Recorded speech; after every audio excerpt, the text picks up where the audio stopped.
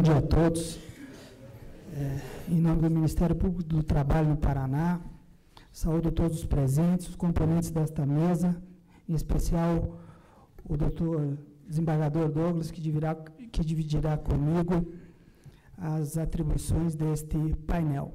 Cumprimento a Força Sindical do Paraná, na pessoa do seu presidente, Sérgio Bútica, pela iniciativa do evento, que certamente trará contribuições para o aprofundamento do debate do tema da terceirização e outros no nosso Estado.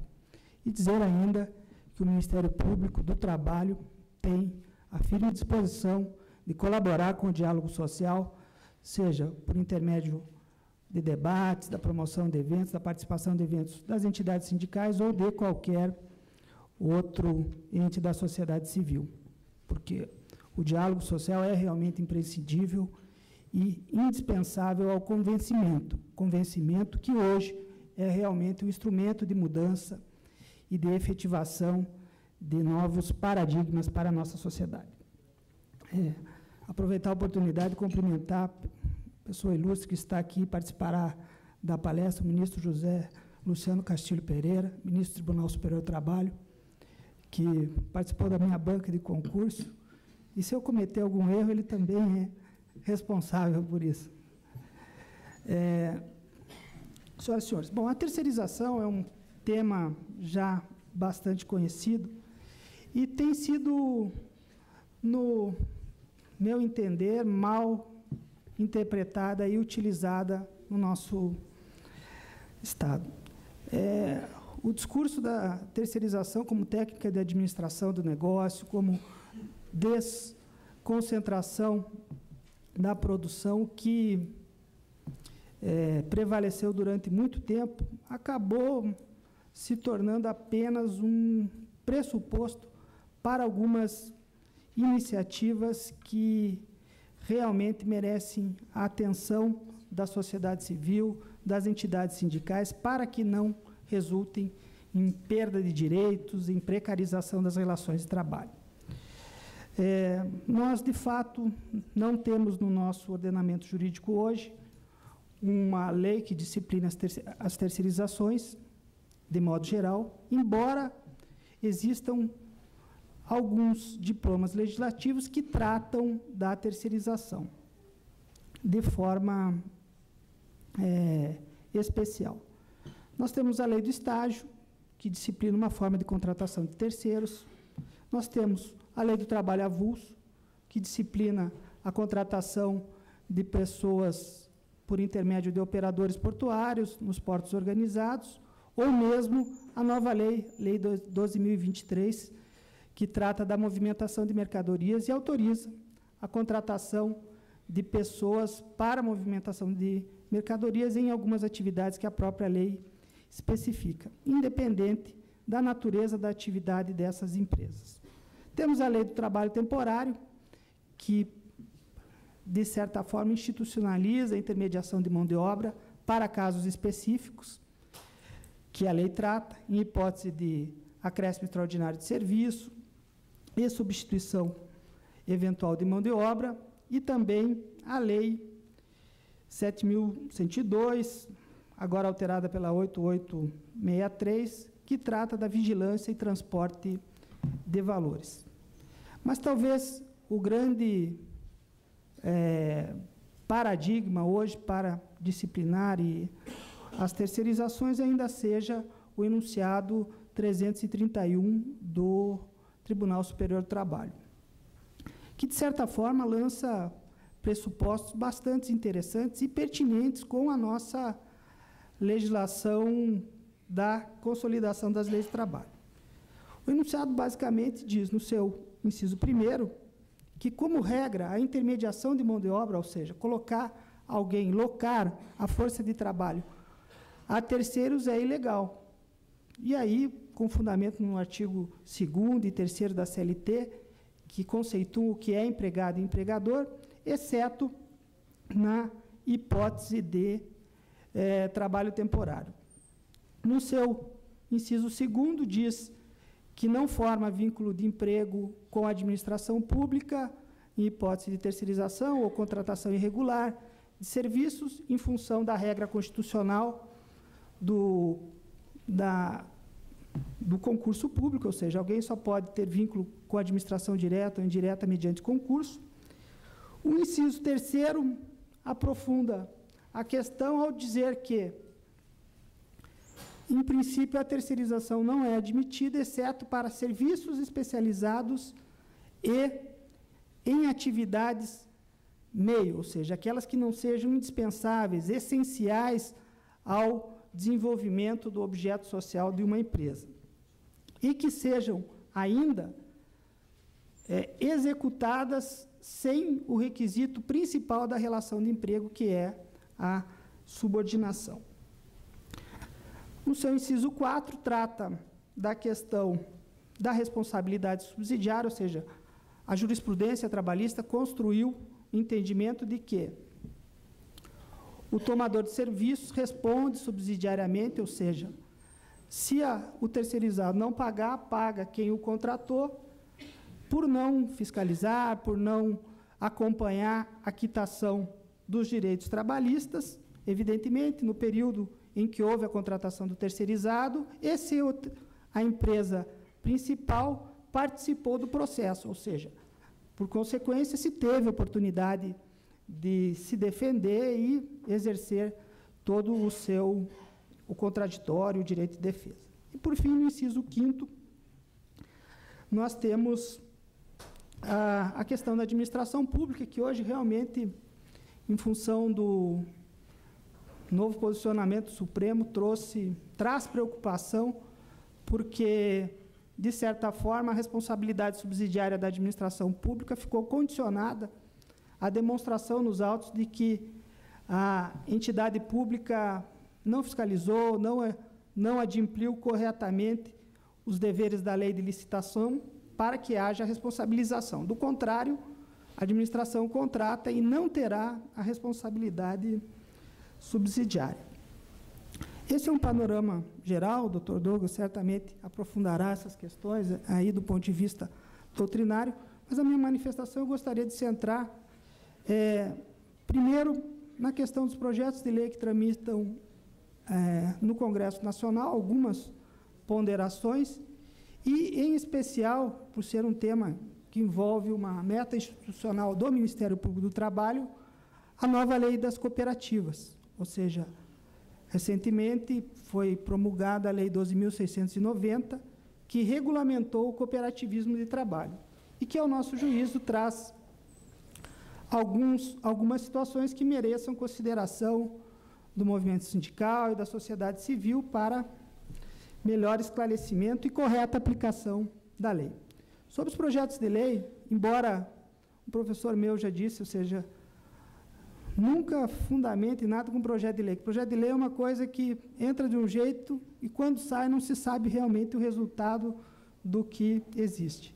Mas nós temos, basicamente, 3 projetos de lei que tratam da terceirização de serviços e objetivam, mais precisamente, regulamentá-lo. O primeiro deles é o projeto do deputado Sandro Mabel, e que trata a terceirização de forma ampla. E, em 3 pontos, gera situações que merecem a atenção dos senhores. Primeiro, nesse projeto não há previsão ou discussão sobre a terceirização em atividade fim ou meio. Admite-se toda e qualquer terceirização. Admite-se mais. Admite-se, inclusive, a quarteirização dos serviços, ou seja, que essa terceirizada possa ainda repassar os serviços a uma outra empresa. Não trata da responsabilidade solidária e também não trata da questão do enquadramento sindical e, por consequência, da aplicação das normas coletivas. E ainda, no nosso sentir, permite que toda e qualquer empresa possa ser constituída para o fim exclusivo de locar mão de obras a terceiros. O segundo projeto do deputado Vicentinho, do PT de São Paulo, que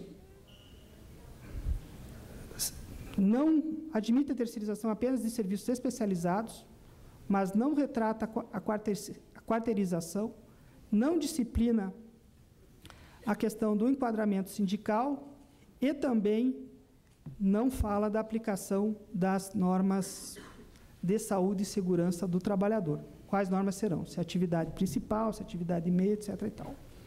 E, por fim, houve recentemente uma unificação desses projetos e tramita hoje, sob a condução do deputado Roberto Santiago, que também acho que é oriundo do movimento sindical, uma tentativa de encontrar um meio termo com relação a esses projetos que tramitaram na Câmara. A proposta que foi veiculada, inclusive objeto de algumas audiências públicas, e aqui no Paraná houve a realização de uma delas na cidade de Londrina, incide no equívoco, ao meu juízo, de permitir a terceirização em qualquer atividade, desde que sejam serviços especializados, sem fazer referência à atividade essencial ou não. Trata aí um avanço, trata da possibilidade de responsabilidade solidária do tomador e do prestador de serviços, institui, de certa forma, a possibilidade de um capital mínimo para a constituição de da empresa prestadora de serviço, o que é um avanço, porque nós sabemos hoje que o grande perigo da terceirização é as empresas inidôneas que permeiam o mercado. Ou seja, é comum hoje ter um empresário que tem apenas uma mesa, um escritório e uma pasta para que participa de licitações, visita as empresas e não tem patrimônio algum à sua atividade empresarial para fazer frente às obrigações decorrentes do contrato social. E, nesse sentido, acaba lesando os trabalhadores, acaba impondo passivo trabalhista àqueles tomadores incautos que contratam essas empresas e prejudicando de forma geral o mercado de trabalho. Mas esse projeto de lei também do deputado Roberto Santiago, que traz alguns avanços, sem dúvida nenhuma, embora a questão da natureza da atividade mereça ser melhor aprofundada, ainda não avançou. Por fim, fazer alguns comentários para não vencer o meu tempo sobre a nova lei das cooperativas.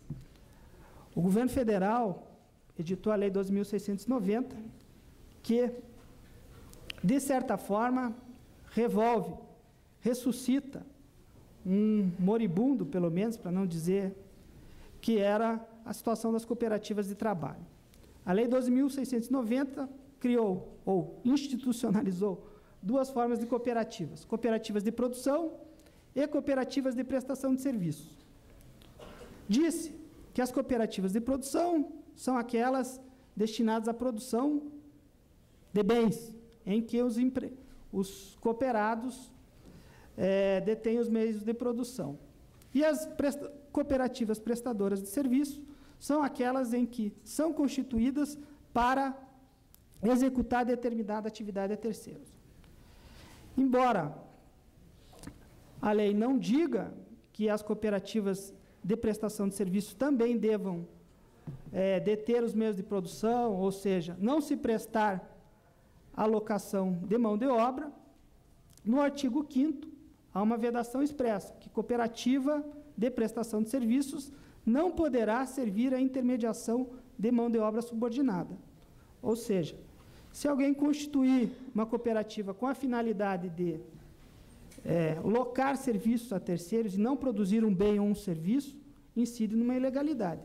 Mas aqui me parece que o legislador também deixou uma armadilha, porque acabou falando que não é possível a intermediação de mão de obra subordinada, deixando transparecer que se houvesse uma intermediação de mão de obra, se houvesse a possibilidade de uma intermediação de mão de obra não subordinada, essa cooperativa poderia existir. Bom, a nova lei também cria um trabalhador sui generis, que é o chamado cooperado prestador de serviço, ou seja, cooperado que tem os mesmos ou direitos equivalentes ao trabalhador subordinado ou empregado, mas é regido por outros princípios, o que é uma interpretação equivocada dos princípios do cooperativismo. Ou seja, o cooperativismo nunca foi criado em lugar algum para instituir adicional de insalubridade, vale transporte, piso convencional para os seus associados. A nossa lei criou isso. Ou seja, criou um trabalhador que não é empregado, que não tem vínculo com uma categoria preponderante, mas que tem os seus mesmos direitos. E isso, para o movimento sindical, é uma situação que deverá ser analisada com bastante cuidado, porque o trabalhador cooperado não é representado pela categoria preponderante ou majoritária, mas sim pela representação do próprio cooperativismo. Acrescentar que, pelo menos, a lei buscou ressalvar alguns aspectos e andou bem no sentido de proibir a precarização dos direitos, ou seja, instituir como um dos princípios dessa nova lei a proibição à precarização e impor a essas cooperativas que intermediem mão de obra, que coloquem terceiros a serviços de outrem, penalidades pelo descumprimento dos princípios da lei. Por fim, agradecer a oportunidade de dialogar com os senhores, dizer da nossa disposição de permanecer no debate e que o tema da terceirização realmente necessita de uma regulamentação legal, mas a sua regulamentação deve ser analisada sob todos os seus efeitos à exaustão, sob pena de criarmos hipóteses de precarização das condições de trabalho, de diminuição das garantias de proteção de saúde e segurança e prejuízos à classe trabalhadora e a todo o direito do trabalho. Obrigado pela oportunidade e agradeço a paciência dos senhores.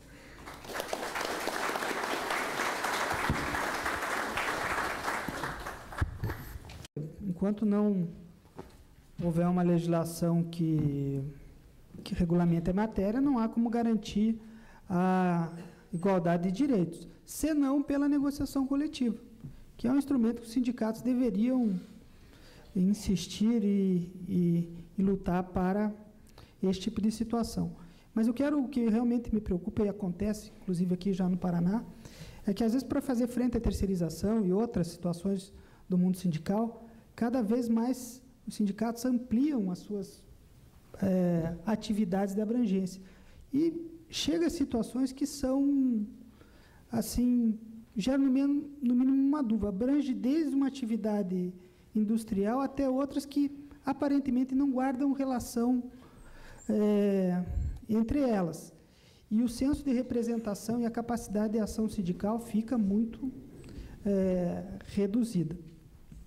Com relação à pergunta aí da questão da regulamentação e os princípios que foi feito, acho que até o Dr. Douglas falará melhor, mas, exato, existe, a legislação não permite a fraude, existem princípios como o da primazia da realidade, o conceito de empregado e empregador são conceitos bem definidos na consolidação das leis do trabalho, ou seja, prestação de serviço subordinada, a própria jurisprudência do TST já define isso, mas há situações em que o avanço tecnológico, a modernização dos meios de produção traz a análise do juiz e dos operadores do direito, em que talvez a regulamentação seja um caminho necessário. Agora, uma regulamentação que busque, se esse é o discurso, a especialização do serviço, a melhoria do processo, não a precarização dos direitos, não a supressão de garantia dos trabalhadores. Quanto à Lei 12.690, deste final do mês de julho, olha, eu sinceramente, a lei tem alguns pontos de conflito, mas o que eu acho que vai matar a lei é que Não existe cooperativa de trabalho que não preste serviços com uma margem de taxa de administração de 20% e 30%. Não tem como igualar, manter custo, tendo que pagar adicional de insalubridade, 13º, e todos esses direitos que foram incutidos. Agora, a lei traz um paradigma perigoso, ou seja, permite que a cooperativa preste serviço em qualquer atividade e, inclusive, participe de licitações para objeto da sua finalidade social, ou seja, prejudicará, inclusive, as empresas prestadoras de serviço. E acredito que chegará o momento em que o poder público terá que dar o exemplo, a União, os estados, no sentido de dar um freio ou exigir a igualdade de direitos entre terceirizados e prestadores de serviço com vínculo direto, porque também no âmbito da administração pública é que ocorrem os maiores absurdos, porque em função da lei de licitação, às vezes a empresa não tem idoneidade nenhuma e consegue entrar numa licitação, vencer um contrato, e o gestor fica de mão amarrada, tendo que encontrar alternativas para que o contrato seja executado da melhor forma e não prejudique os trabalhadores. Essa é uma situação que também deve ser pensada. E sobre as terceirizações aqui no Paraná, realmente há inúmeras situações. Mas eu lembro que existe uma lei estadual que foi feita no final do governo passado, lá, proibindo a questão da dispensa coletiva em caso de empresas que recebam incentivos fiscais, e que a Constituição Estadual exige, a Constituição do Estado do Paraná, exige, para o recebimento de vantagens, o cumprimento do valor social do trabalho e da legislação trabalhista. Então, há muita situação que poderia ser trabalhada. E com relação às dispensas que foi falado, também, hoje existe um entendimento predominante que toda dispensa coletiva deve se submeter a uma negociação coletiva prévia. Acho que eram essas considerações aqui, não quero tomar muito.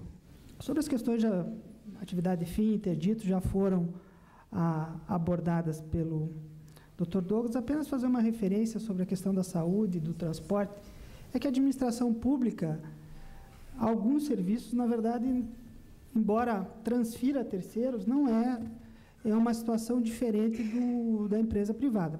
Se faz mediante concessão, como é o caso do transporte em Curitiba, há uma empresa, Sociedade de Economia Mista, a qual repassa, que a lei autoriza, mediante licitação, a entes privados para a execução desse serviço, né?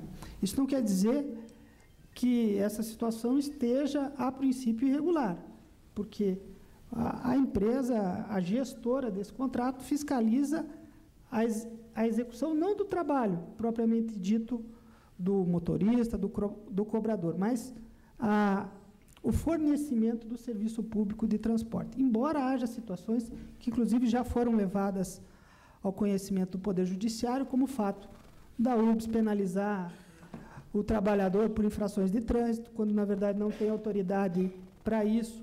As questões das condições de trabalho estão sendo objeto de discussão, mas encontramos dificuldades de natureza contratual, porque o projeto das estações tubo pertence a um profissional, a um grupo de profissionais, e depende de sua autorização para ser alterado, mas nada que uma decisão judicial não possa impor esse tipo de obrigação. Aliás, o manejo da tutela inibitória das ações civis públicas deveria ou pode ser mais frequente pelos sindicatos, né? Acho que é algo a acrescentar, porque as condições se transformam de tal forma, né, que o sindicato, às vezes, detém mais conhecimento de causa que o próprio Ministério Público, né, e pode exercer esse tipo de ação com mais eficiência. Por fim, a questão, sobre a atividade fim já foi falado, é realmente isso, embora seja um conceito impreciso, tem que buscar a questão do contrato social, e eu digo mais.